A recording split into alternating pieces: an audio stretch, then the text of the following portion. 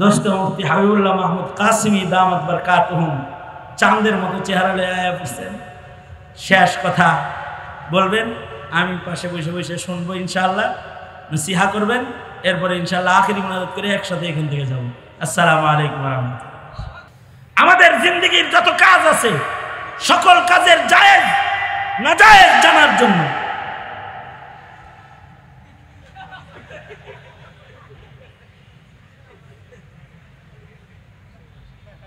এই পিছনে বয়ে থাকলে চলে, চাঁদের মতো চেহারালে চেয়ারে বসে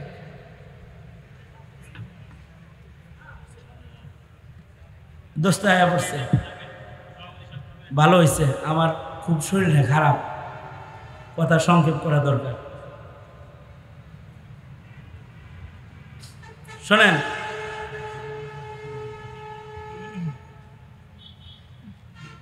সুতরাং আমি যেটা বলতে চাই আর কি, সেটা হলো আলেমের দরকার আছে না নাই? আওয়াজ করে জোরে বলেন, আছে না নাই? বিজ্ঞান যত বেশি পড়বা মোল্লার হাজত তত বেশি পড়বে। বিজ্ঞান যত বেশি পড়বা, বিজ্ঞানের উন্নতি যত করবা, তত মোল্লার প্রয়োজন বেশি পড়বে। কেমনে পড়বে? খালি এই কথাটা উদাহরণস্বরূপ বলতেছি, আশ্চর্য একটা হাসির কথা। মুফতি আজম শফি রহমতুল্লাহ আলাইহি উনি বলছেন, বিজ্ঞানের উন্নতি যত বেশি বাড়বে মোল্লার দরকার তত বেশি হবে। এখন বিজ্ঞানের উৎকর্ষের দেশ না, মোল্লার দরকার বেশি। উনি উদাহরণ দিয়ে বলেছেন যে দেখো, এখন বিজ্ঞান উন্নতি করতে করতে করতে করতে একজনের চোখ আর একজনের চোখের জায়গায় লাগায়, একজনের কিডনি আর একজনের কিডনির জায়গায় লাগায়। আচ্ছা দেখেন তো, পেঁয়াজ তো একটা দুইটা না, আপনি চোখ দিয়ে পড়তেন কোরআন শরীফ, এ চোখ দিয়ে দেখেন সিনেমা, ভেজাল লাগছে না? গুনাহ কার আমল নামায় যাইব? চোখ আল্লাহর আমল নামায় না যে দেখতেছে তার আমল নামায়? একটা পেঁচুস লেগে গেছে না? আল্লাহ তো দিছিল চোখটা আপনারে, আপনি দিলেন আর একজন। আচ্ছা এগুলো তো খুব সহজ জিনিস। কিডনি আপনারে দিছে, আপনি দিলেন আর একজন। বিজ্ঞান তো এখন সেটিং করে দেয়, টাকা হইলে কিডনি পাওয়া যায়, কিনা লাগায় হালায় একটা। কিন্তু জায়েজ না নাজায়েজ মাসআলা তো দিবে উলামায়ে কেরাম। অথবা এই কিডনিওয়ালা যে এখন এই যে কিডনি পায়ে আবার যে সিনেমা করা শুরু করছে, এক নায়কের ব্যাপারে দেখছি, হে নাকি কিডনি লাগায় আবার সিনেমা শুরু করছে। এখন চিন্তা করেন তো, এই নায়ক যে এই যে কিডনি লাগায় সিনেমা করতেছে, এখন হের সিনেমার গুণা তো দুই ভাগ হওয়ার কাম হয়ে গেছে। যার কিডনি হেও কিছু পাইব না তাহলে? হ্যাঁ চায় রয়েছেন কেন? যার কিডনিটা তো দিছিল আল্লাহ, হেরে হে যে দিছে নায়ক নেই।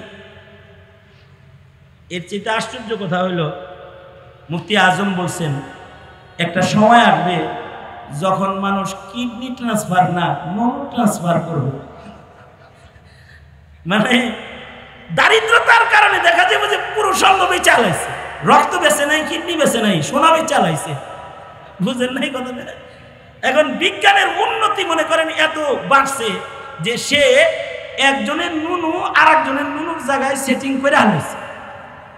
আচ্ছা যদি করেন, মনে করেন করে ফেলাইল, করার পরে হে যদি বিয়ে করে, বিয়ার পরে যদি একটা ছেলে হয়, এখন মাসআলা আসবে, এই ছেলেটা আব্বা কাকে বলবে? যার নুনু কাইটা আনছে হেরে বলবে, যার যৌবন শক্তি ব্যবহার হয়েছে তাকে আব্বা বলবে, কারে আব্বা ডাক দিবি? মাসআলা আসবে। জাগতিক বিজ্ঞান আর জাগতিক শিক্ষা বাইরটা নিজের বাপটা বাইর করতে পারবা না যতদিন পর্যন্ত ইলমের আশ্রয় গ্রহণ তোমরা না করবে। সুতরাং মোল্লারে বাইপাস করা যায় না। মুসলমানের মাটিতে আলেমদেরকে বাইপাস করে কোন কাজ চলতে পারে না, চলতে দেওয়া হবে না। আল্লাহ তাআলা উলামায়ে কেরামের কদর বুঝার করার তৌফিক দান করুন। এক লোক ইমামে আজম আবু হানিফার ধৈর্য পরীক্ষা করতে এসেছে। আলেম তো বড়, ধৈর্য কিরকম দেখি, ধৈর্য পরীক্ষা করবে কেমনে? ইমামে আজম আবু হানিফা রহমতুল্লাহ আলাইহি তো আজব আবেদ ছিলেন। সুদীর্ঘ 40টা বছর ইশার ওযু দিয়া ফজর পড়েছেন, সারা রাত নামাজ পড়তেন, রাত্রে ঘুমাতেন না। ইমামে আজমের ঘুমের সময় ছিল জোহর থেকে আসর। কাইলুলার যে সময়টা, এই সময়টা একটু লম্বা করে উনি ঘুমায় নিত আসর পর্যন্ত। এই লোক ঘুমের টাইমে ডিস্টার্ব দিতে আইছে যে যখন তখন যাবো না, যখন ঘুমায় এই সময় যাবো।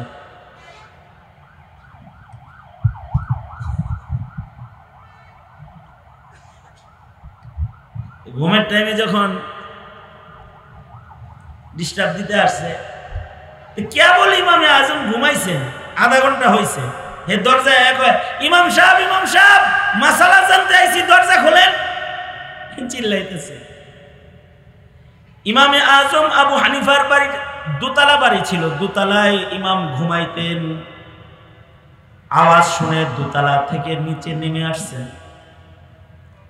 এসে বলে ডাকো কেন, কি হয়েছে, কি মাসলা বলো। লোকটা কয় মাসলা ভুলে গেছি। ইমামে আজম আশ্চর্য ধৈর্য। ইমামে আজম বললেন যখন স্মরণ হয় আবার আইসো। এই লোক চলে গেল, একটু চক্ষুটা লাগছে, কেবল ঘুমের ভাব আসছে, আবার আইসা বলে ইমাম সাহেব দরজা খুলেন, মাসালা জানতে আসছে। ইমামে আজম আবার দরজা খুলে তাড়াহুড়া করে নিচে আসছে। এই লোক বলে এমনি কি মানুষ মানুষের কাছে আসে নাকি, মনে হয় মারতে আইতেছেন, ভুলে গেছি।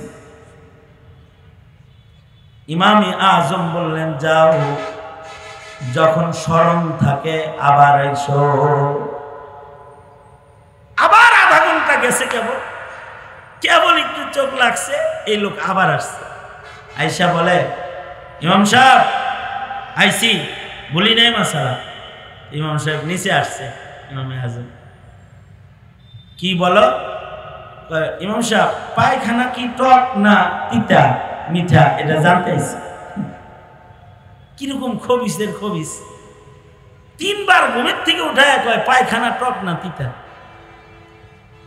আমাদের মতো কাউকে যদি এমন টিপে মাসালা জিগাইত, হেরে কইতাম ওরে ধর, ওর জিব্বাটা বাইর কর, চা খাইয়া দিই, তিতা না মিঠা দেখো। কিন্তু ইমামে আজম আবু হানিফা রহমতুল্লাহ আলাই উনি মুস্কি হাসি দিছেন, একটা হাসি দিয়ে উনি বললেন আল্লাহর বান্দা, পায়খানা যখন ভিজা থাকে তখন ওইটা মিঠা থাকে, যখন শুকায়া যায় তখন তিতা হয়ে যায়। এই লোক ইমামে আজমকে ফের আবার কষ্ট দেওয়ার জন্য বলতেছে, ইমাম সাহেব এটা কি জিহ্বায় লাগায় টেস্ট করে দেখছিলেন আপনি?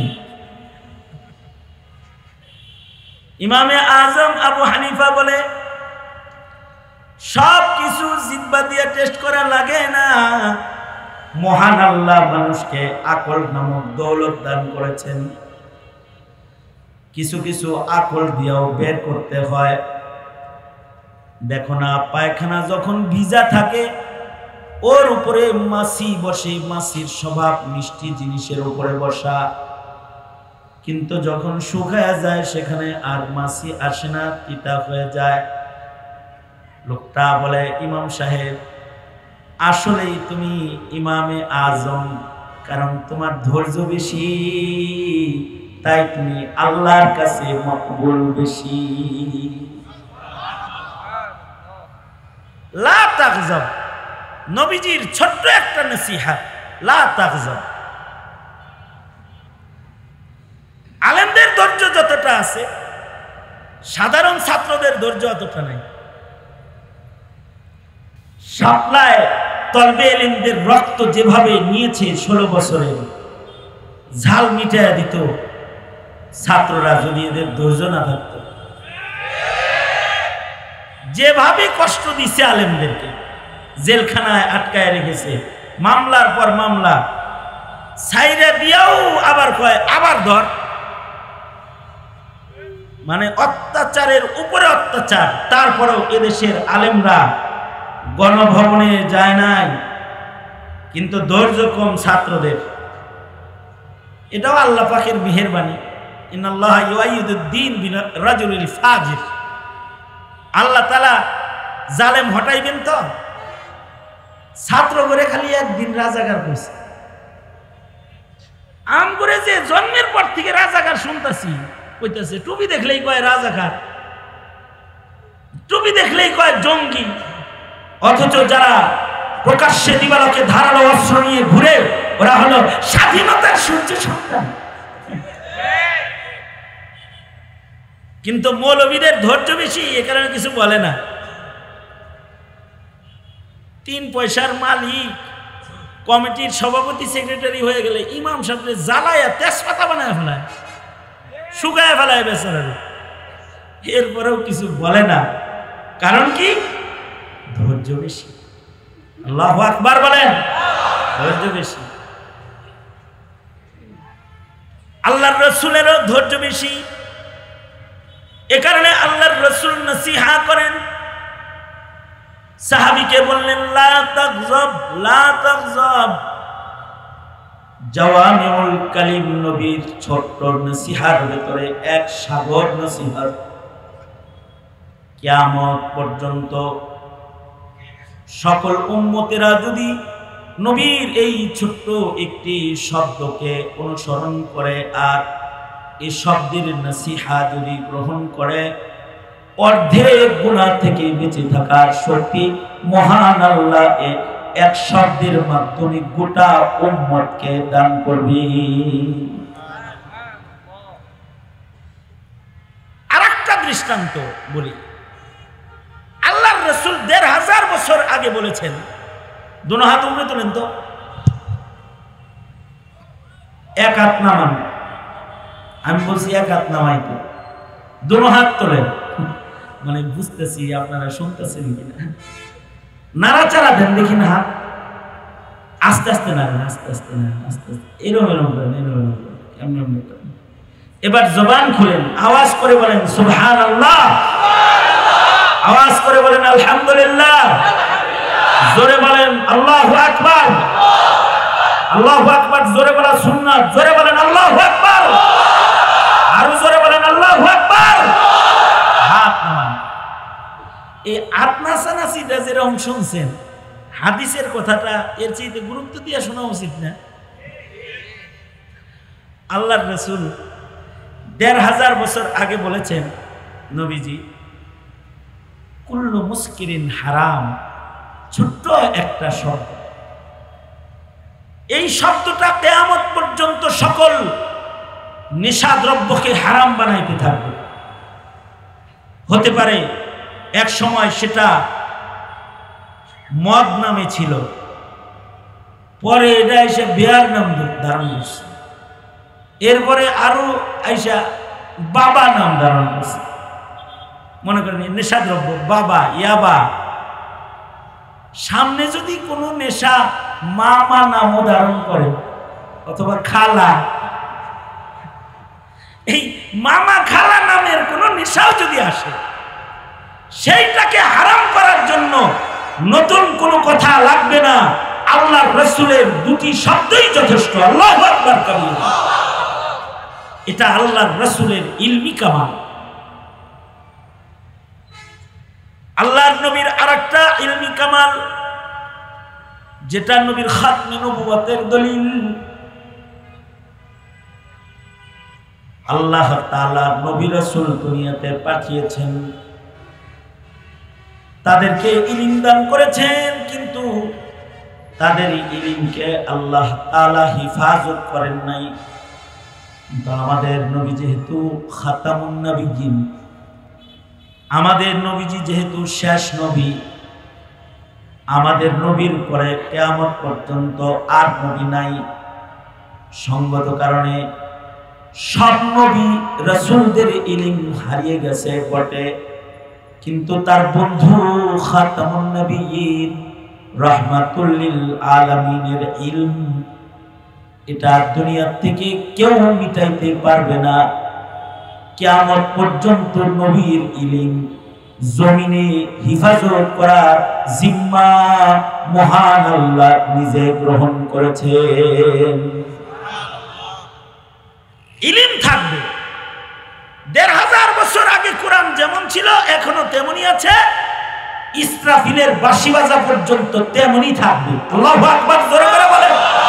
কারণ কারণ নবী খাতামুন নবিয়্যিন, কিয়ামত পর্যন্ত মানুষের নবীর ইলম, কিয়ামত পর্যন্ত নবীর উম্মতকে পথ দেখাইতে থাকে। আর একটা আশ্চর্য বিষয়, আজকাল তো খালি মৌলবী মাইনাস করো, তবলিগীরা কয় মোল্লা মাইনাস, চিল্লা লাগবো, মোল্লা লাগবো না। কিছু তবলিগীরা বলে সাল লাগবো, মাল লাগবো না, ইলিম যে একটা মাল এটা লাগে না, সাল লাগে, মোল্লা মাইনাস আমল। খানকা যারা করে, খানকা এখন এক সময় আলেম দিয়ে খানকা হতো, এখন গরু ছাগল দিয়েও খানকা হয়।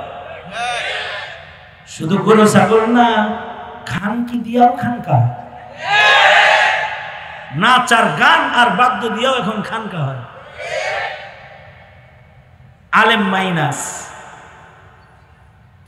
সর্বোপরি দেশ যারা চালান, এক সময় যারা দেশ চালাতো তারা মৌলবীর কাছ থেকে জিজ্ঞাসা করে করে দেশ চালাইতো। এটা ইতিহাস, রাজা বাদশাদের ইতিহাস পড়ো, ইসলামের ইতিহাস পড়ো। মুসলিম দেশের মুসলিম রাজারা নাস্তিকদের সাথে বুদ্ধি করে দেশ চালাতো না, তারা দেশ চালাইতো আলেমের সাথে বুদ্ধি করে। কিন্তু আজব আমল, আজগবি যুগ, এখন মোল্লা মাইনাস। এ কারণে যারা দেশ চালায় তারা উপদেশটাতেও আলেম নিতে রাজি না, নাট্যকার নিতে রাজি, নাস্তিক নিতে রাজি, শাহবাগীরে নিতে রাজি, আলেম নিতে রাজি না। তার মানে কি? আলেম মাইনাস, আলেম রে বাদ দাও। শিক্ষা কমিশন গঠন করবে 17 কোটি মুসলমানের দেশের শিক্ষা কমিশন, এখানে মোল্লা মাইনাস কর্মসূচি, নাস্তিক প্লাস মোল্লা মাইনাস, মৌলবীরে রাখা যাবে না। আসল কথা হলো আলেমদেরকে আসলে ভয় পায়। আলেমদেরকে কি কয়? ওরা যে বলে না যে এরা এই অশিক্ষিত, মৌলবীদেরকে অশিক্ষিত বলতে চায়, বুঝাইতে চায় আমাদের মতো শিক্ষিত লোকের সাথে হের মতো মোল্লা চলে না। আসলে একটা মোল্লার সাথে তোমার মতো 24টা শিক্ষিত চলে না। আসলে কিন্তু ভয় পায়। ভয় পাওয়ার একটা কারণও আছে, কারণ শয়তানের কাছে আবেদ যতটা ভয়ঙ্কর, তার চাইতে অনেক বেশি, 1000 গুণ বেশি ভয়ঙ্কর হলো শয়তানের কাছে আলেম। কথাটা আমার না, কথাটা জাওয়ামিউল কালিম নবীর কথা। আল্লাহর রাসূল বলেন, ফাকিহুন ওয়াহিদুন আশাদ্দু আলা শাইতানি মিন আলফি আবিদিন। আল্লাহর রাসূল বলেন 1000 চিল্লা সালওয়ালারে শয়তান যত ভয় না পায়, একটা মৌলবীরে তার চাইতে বেশি ভয় পায়। কে বলেছে? এই কথা বলেন না, কে বলেছে? আল্লাহর রাসূল বলেছেন, একজন ফকিহ, একজন আলেম দ্বীন 1000 আবেদের চাইতে শয়তানের উপরে বেশি প্রভাব রাখে। কারণ আলেমের কাছে ইলম আছে, ফাঁক ফোকর দিয়া নাজায়েজ কথাও বলা যায় না।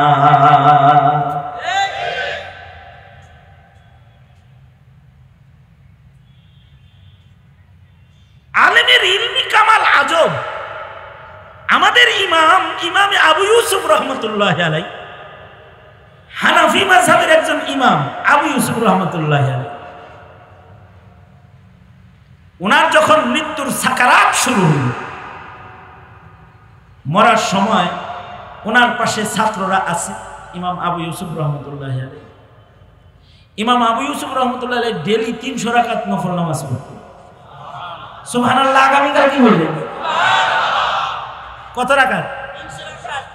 কাজীউল কুজাত ছিলেন চিফ জাস্টিস, প্রধান বিচারপতি ছিলেন। এরপরে আবার হানাফি মাযহাবের জবরদস্ত ইমাম, 5 ইমামের শাইখাইন বলে যে 2 জনকে উদ্দেশ্য করা হয়, তাদের ভেতরে একজন হলেন ইমাম আবু ইউসুফ রহমতুল্লাহ আলাইহি।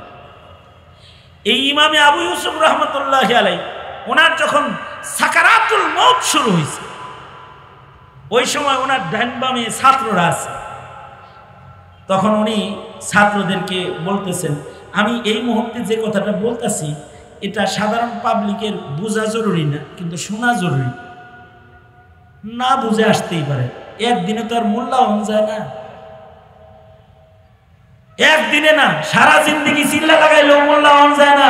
মোল্লা আল্লাহ বানায়, নবী যেরকম মনোনীত মোল্লা এরকম মনোনীত। আলেম আল্লাহ মনোনীত না করলে কেউ আলেম হতে পারে না। আবেদ হওয়া যায় সহজ, আলেম হওয়া সহজ না। ইমামে আবু ইউসুফ রহমতুল্লাহ আলাই সাকারাতুল মউত যখন ওনার চলছে, এখন রূহ বাইরে, এই টাইমে উনি তখনও ছাত্র পড়াইতেছে। একটা মাসআলার দাম 1000 রাকাত নফল নামাজের চাইতে বেশি। মরার আগেও নিজের ছাত্রদেরকে একটা মাসআলা শিখাইতেছে। মৃত্যুর আগ দিয়ে বলতেছে ছাত্রদেরকে, এই ছেলেরা, হজে যে শয়তানরে কঙ্কর মারে, জামারাত শয়তানরে যে 3 দিন কঙ্কর মারে, এই 3 দিন কঙ্কর কি পায়ে দল মারবে, পায়ে হাইটা মারবে, নাকি সাওয়ারিতে চৈরা মারবে? এটা হলো ইমাম আবু ইউসুফের প্রশ্ন। হেদায়ার হাসিয়াতেও ঘটনাটা আছে। তো ইমামে আবু ইউসুফ রহমতুল্লাহের প্রশ্ন, ছাত্রদের কেউ বলল যে পায়ে দল মারবে, কেউ বলে সাওয়ারিতে মারবে। ইমামে আবু ইউসুফ বললেন, না, যেই রমির পরে রমি আছে, অর্থাৎ 3 দিন শয়তানকে কঙ্কর মারা লাগে, 2 দিন পায়ে দল মারবে। যেই রমির পরে দোয়া আছে, ওই রমি পায়ে হাইটা মারবে। আর যে রমির পরে রমি নাই, দোয়া নাই, এই রমিটা সাওয়ারিতে চৈরা মাইরা চলে যেতে পারবে। মাসালাটা শিখাইল।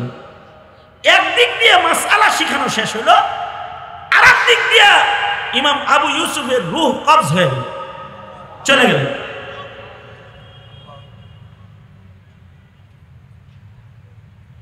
ফকিহুদ দুনিয়া, সারা দুনিয়া যাদেরকে ফকিহ হিসাবে চিনে, তাদের মধ্যে একজন মরার সময় শয়তান মারার মাসআলা শিখাইতে শিখাইতে মরতেছে।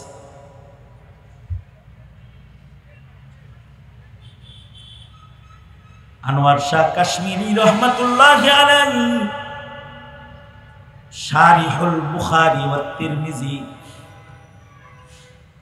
আনোয়ার শাহ কাশ্মীরি রহমাতুল্লাহি আলাইহি বলেন, আসলে ইমাম আবু ইউসুফ রহমাতুল্লাহি আলাইহি ওনার রূহ কবজ করার জন্য আজরাইল যখন আসছে, আজরাইলকে যেমন উনি দেখতেছিলেন,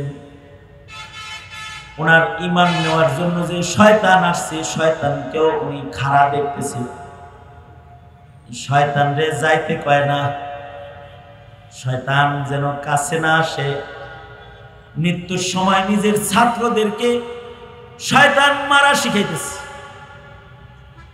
যে পায়ে হাইটা 2 দিন কঙ্কর মারবি, সাওয়ারিতে 1 দিন কঙ্কর মারতে পারবি, কঙ্কর মারা শিখাইতেছেন। আর ইবলিসকে বুঝাইতেছেন, কাছে আসিস না, আমি কিন্তু ইব্রাহিমের ছেলে, আইবি তো কঙ্কর মাইরা কিন্তু জিন্দেগি খতম করে ফেলাম। একদিক দিয়ে মাসআলা শিখাইতেছেন, মাসআলার দাম নামাজের মতো ইবাদতের চেয়ে বেশি। আর একদিকে মৃত্যুর সময় শয়তান মারার মাসআলা শিখায়া শয়তান তাড়াইতেছেন, শয়তানকে ভয় দেখাইতেছেন। ফকিহুন ওয়াহিদুন আশাদ্দু আলা শাইতানি মিন আলফি আবিদিন। কাছে তো ইলম আছে, তার কর্মকাণ্ড, তার পদক্ষেপ এটা সাধারণদের মতো না, এটা একটু আলাদা। এটার কারণ হলো তার ইলমি কামাল। কিন্তু এখন তো আলেম মাইনাস কর্মসূচি, আলেমরে মাইনাস করে। একটা জমানা ছিল আলেম না হইলে গুরুস্থানেও জায়গা পাওয়া যেত, একটা জমানা ছিল। টাকা পয়সা খরচ করে বিদেশ তো অনেকেই সফর করো, যাও উজবেকিস্তান সফর করে আসো। উজবেকিস্তানে একটা কবরস্থান আছে, ওখানে লেখা আছে, গুরুস্থানে সাইনবোর্ড দেওয়া থাকে, এক সময় ছিল গুরুস্থানে সাইনবোর্ড, যে এই গুরুস্থানে যাকে তাকে ঢুকাইবে না, এটা ওসিয়ত নামার ভিতরে লেখা ছিল। ঢাকা জাহাঙ্গীরনগর বিশ্ববিদ্যালয়ের গেটে লেখা দেখলাম একবার যে ছাত্রলীগ ঢোকা নিষেধ। আমি আমি এমনি যা লেখা দেখছি তাই কইতাছি, কিন্তু কি লেখা?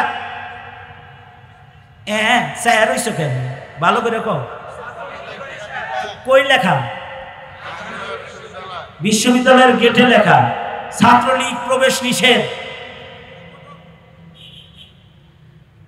ঢাকা বিশ্ববিদ্যালয়ের কয়েকটা হলেও লেখা দেখছি, স্বাধীনতার পর লেখা দেখছি ছাত্রলীগ ঢোকা নিষেধ। এখনো আছে কিনা আল্লাহ জানে। উৎপাতে এগুলো লিখে দিছে।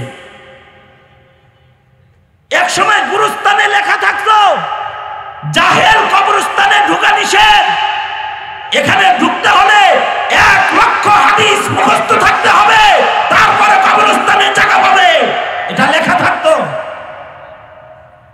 গুরুস্থানের নাম মাকবারায়ে মুহাম্মাদিয়া। 2টা শর্ত, কবরস্থানে কেউ ঢুকতে চাও নাম মুহাম্মদ হইতে হবে, 2য় নাম্বার শর্ত 1 লাখ হাদিস সনদ সহ মুখস্থ থাকতে হবে। তোমরা বাচ্চা গেছ, এই দেশের মৌলবীরা ওই পুরান ইতিহাস বইলা বইলা জাতিরে সচেতন করে নাই।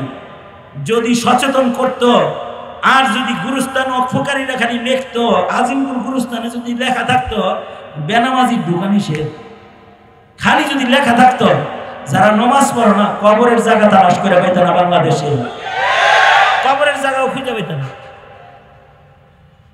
সেখানে নাস্তিকতা করেও স্বপ্ন দেখো মুসলমান হিসাবে থাকতে, কাদিয়ানির পক্ষ গ্রহণ করো। তোমরা কল্পনা করো মুসলিম দলে থাকতে, এত সোজা না, কিন্তু এত সোজা না। আমরা এ সকল সরলতা প্রদর্শন করেছি জাতির স্বার্থে। এ কারণে ফাঁসি লয়ে মরছে, হেরেও গুরুস্থানে জায়গা দেয়, এটা আমাদের শিথিলতা। আল্লাহ যদি কোনো কারণে তাকে মাফ করে, এ কারণে শিথিলতা উলামায়ে কেরামের। উলামায়ে কেরামের এই শিথিলতাকে দুর্বলতা মনে করে আলেমদেরকে বাদ দিতে চাও, আলেমদেরকে কমিশনে রাখবা না, আলেমদেরকে উপদেষ্টা পরিষদে রাখবা না, সরকার চালাইবা মুসলমানের দেশে, আলেমের মূল্যায়ন করবা না, নাস্তিকের মূল্যায়ন করবা, তো জাতি সময় মতো আবার জবাব দিতে পারে। এরা বারবার জবাব দিতে পারে। সুতরাং ইলমের মূল্যায়ন করা জরুরি, আলেমের মূল্যায়ন করা জরুরি। সুতরাং ইলমের মূল্যায়ন করব ইনশাআল্লাহ। বলেন দাওয়াত ও তাবলীগ উলামায়ে কেরামের মাথাহাতে করব, খানকা উলামায়ে কেরামের মাথাহাতে চালাবো।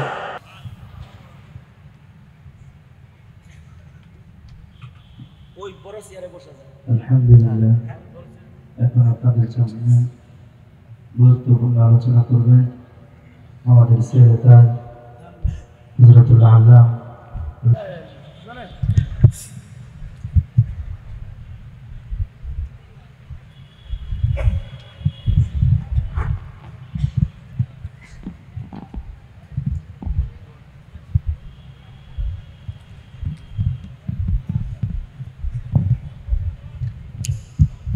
সবাই ইস্তিগফার করি। আস্তাগফিরুল্লাহাল্লাযী লা ইলাহা ইল্লা হুয়াল হাইয়ুল কাইয়্যুম ওয়া আতুবু ইলাইহি। আস্তাগফিরুল্লাহ রাব্বী মিন কুল্লি যামবিন ওয়া আতুবু ইলাইহি। লা হাওলা ওয়া লা কুওয়াতা ইল্লা বিল্লাহিল আলিয়্যিল আযীম। আপনারা কি মাহফিলটা জারি থাক, মাহফিলটা চলুক, এটা চান না? অনেক ওলামা হযরতরা আসে এই মাহফিলের বরকতে, তাদের কিছু নসিহা এলাকায় হয়, এই গুরুত্ব আছে। ঠিক কিনা? সুতরাং মাহফিলটার পক্ষে তো কারা কারা পক্ষে হাত তুলেন তো। এই যারা যারা উঠছস না, এর আগে গত মাহফিলে পিটাইছি মনে নাই? গত মাহফিলে এই খতমে নবুয়তের গত মাহফিলে ইউটিউবার পিটাইছি আমি, মনে নেই? হ্যাঁ, মনে রাখিস। চুপ করে বসে থাক, দোয়া হইব, তারপরে নড়াচড়া করবি। এর আগে কোনো নড়াচড়া নেই। দোনো হাত উপরে মোট করেন। হুমায়ুন ভাইয়ের ম্যানেজমেন্টে একটু সহযোগিতা করবেন। বিসমিল্লাহ বলে পকেটে হাত দেন, শরীর হন। এই ছাত্ররা একটু ভিতরে চক্কর লাগাই দেন তো। ভলেন্টিয়ার হুমায়ুন ভাই কই? ভলেন্টিয়ার দিয়ে দেন, ভলেন্টিয়ার দেন, ভলেন্টিয়ার দেন। যাও যাও যাও, সবাই শরীক হই কিছু কিছু, সবাই শরীক হন কিছু কিছু, যে যা পারেন কিছু কিছু শরীক হন।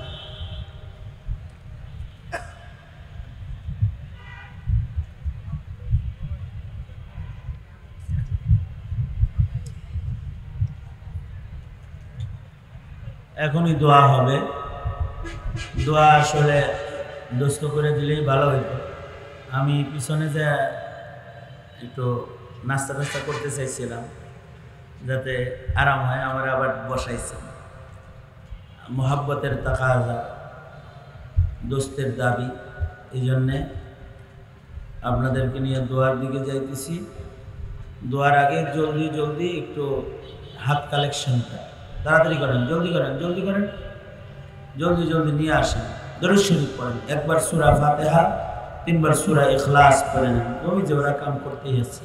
হ্যাঁ রে, তোরা কি খারাপ রে, খারাপ রে, নড়াচড়া করিস না, পরিবেশ নষ্ট করিস না। বয় পরে পরে 5 মিনিটের জন্য কিছু হবে না। 5 মিনিট সময় যাক না, পরিবেশটা সুন্দর রাখো। বসো, তোমরাও দোয়া করো। বসো বসো,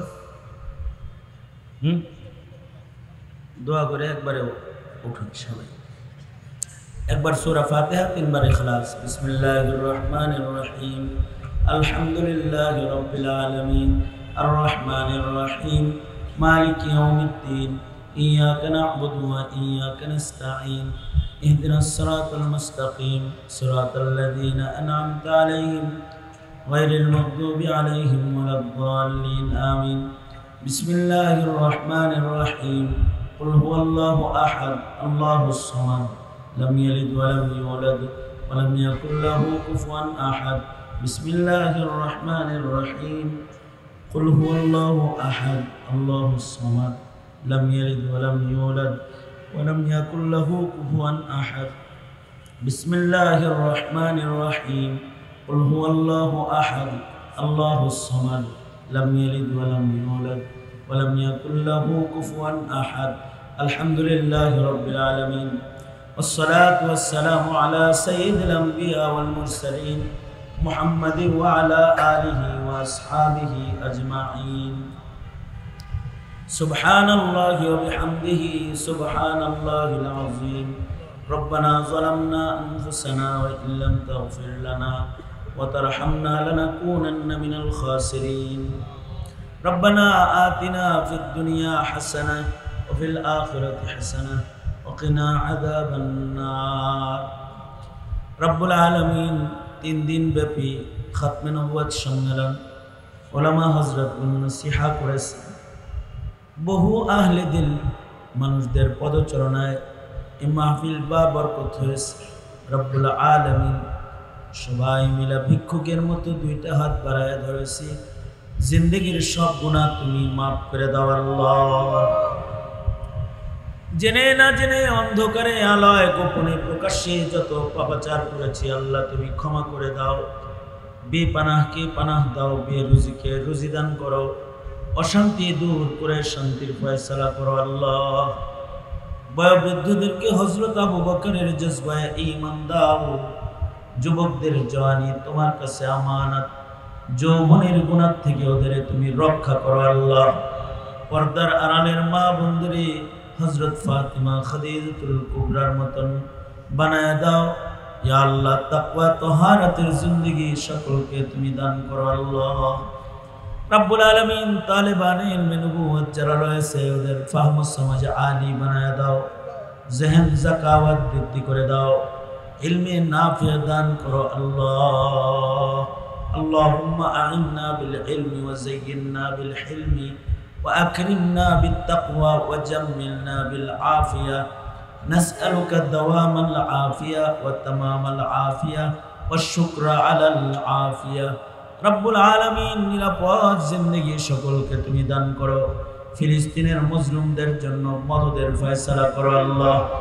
মসজিদুল আকসা আজাদ করে দাও আল্লাহ রব্বুল আলামিন। দাওয়াত তাবলীগ খানকা ওয়াজ নসিহত মাদারিস কওমিয়া মাসাজিদ গুলো সব তুমি আবাদ রাখো রব্বুল আলামিন। হার কিসমের ফিতনা ফাসাদ থেকে ইয়া আল্লাহ আমাদের দ্বীনি কাজগুলোকে তুমি হেফাজতে রাখো। হে রব্বুল আলামিন ওয়াসওয়ায়ে শয়তানি ইয়া আল্লাহ নফসের ধোঁকা শয়তানের ধোঁকা থেকে আমাদের সকলকে তুমি হেফাজত করো রব্বুল আলামিন। আমাদের সকলকে তোমার প্যারা বান্দা হিসেবে গণনা করে নাও। আল্লাহুম্মা জাআলনা মিন ইবাদিকাস সালিহিন। রব্বুল আলামিন অনেকের আব্বা আম্মা অন্ধকার কবরের বাসিন্দা হয়ে গেছে, যাদের আব্বা আম্মা কবরে চলে গেছে তাদের আব্বা আম্মাকে মাফ করে দাও রব্বুল আলামিন। আমার আব্বা জানকে মাফ করে দাও। এমন যাদের আব্বা কবরে আছে তাদের আব্বাকে মাফ করে দাও। মা কবরে আছে মাকে মাফ করে দাও আল্লাহ রব্বুল আলামিন। যাদের আব্বা আম্মা অসুস্থ আছে তাদের মা বাবাকে সুস্থ রাখো, বেশি বেশি করে খেদমত করতে পারে তৌফিক দান করো আল্লাহ রব্বুল আলামিন। আল্লাহ আল্লাহ আমাদের খানদান আমাদের নসল ইয়া আল্লাহ পাক নসল বানায় দাও। আমাদের রক্তের ভেতরে তুমি কোনো নাফরমান পাঠাইবা না আল্লাহ, কোনো বেনামাজি পাঠাইও না আল্লাহ রব্বুল আলামিন। তোমার মারিফত হাসিলকারী বান্দা পাঠাও ইয়া আল্লাহ, তোমার আবিদ জাহিদ বান্দা পাঠাও, মুজাহিদিন পাঠাও, নেককার পাঠাও, বদকার পাঠাইবা না আল্লাহ রব্বুল আলামিন। অত্র এলাকায় সুন্নতের হাওয়া চালু করে দাও। হার কিসমের শিরিক বিদআত থেকে সকলকে তুমি রক্ষা করো। এই মাহফিল বাস্তবায়নে যারা শ্রম দেয় তাদের কবুল মঞ্জুর করে নাও। ভাই হুমায়ুন সাহেবকে উলামায়ে কেরামের মাতাহাত কদম কদম চলার তৌফিক দান করো আল্লাহ রব্বুল আলামিন। এই সম্মেলনকে জারি রাখো, সম্মেলনকে কবুল মঞ্জুর করে নাও রব্বুল আলামিন। অত্র এলাকার যত ব্যবসায়ীরা আছে তাদের ব্যবসার ভিতরে বরকত দান করো আল্লাহ। মুসিবত থেকে হেফাজতে রাখো। চাকরিজীবীর চাকরিতে বরকত দিয়ে দাও আল্লাহ। বেকারের কর্মসংস্থান দান করো আল্লাহ রব্বুল আলামিন। এই মুহূর্তে আমাদের সালাম প্যারা নবীর রওজায়ে আতহারে পৌঁছায় দাও। বারবার বাইতুল্লাহ রওজার জিয়ারত আমাদেরকে নসিব করে দাও ইয়া আল্লাহ রব্বুল আলামিন। ইসলামের দুশমন দ্বীনের দুশমন যারা আছে তাদেরকে হিদায়াত দিয়ে দাও। কপালে হিদায়াত না থাকলে তাদের ফয়সালা তুমি তোমার হাতে তুলে নিয়ে নাও। আল্লাহুম্মা কফিনাহু বিমা শি'তা। আল্লাহুম্মা ইন্না নাজআলুকা ফি নুহুরিহিম ওয়া নাউযু বিকা মিন শুরুরিহিম ইয়া কারীম। ইহদিনাস সিরাতাল মুস্তাকিম সিরাতাল লাযীনা আন'আমতা আলাইহিম গায়রিল মাগদুবি আলাইহিম ওয়ালাদ-দাল্লিন। سبحان ربك رب العزة عما يصفون وسلام على المرسلين والحمد لله رب العالمين. السلام عليكم ورحمة الله وبركاته.